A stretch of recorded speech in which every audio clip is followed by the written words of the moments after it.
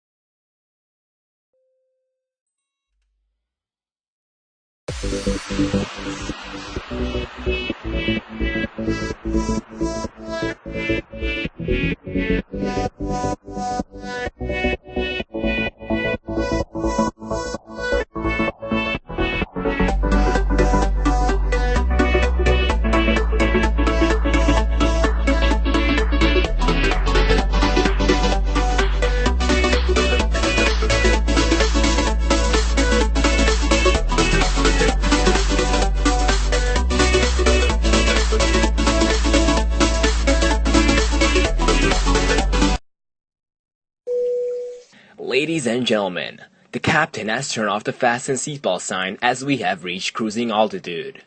You may now move around the cabin. However, we always recommend to keep your seatbelt fastened while you're seated. You may now turn on your electronic devices such as calculators, CD players, and laptop computers. In a few moments, the flight attendants will be passing around the cabin to offer you food and drinks.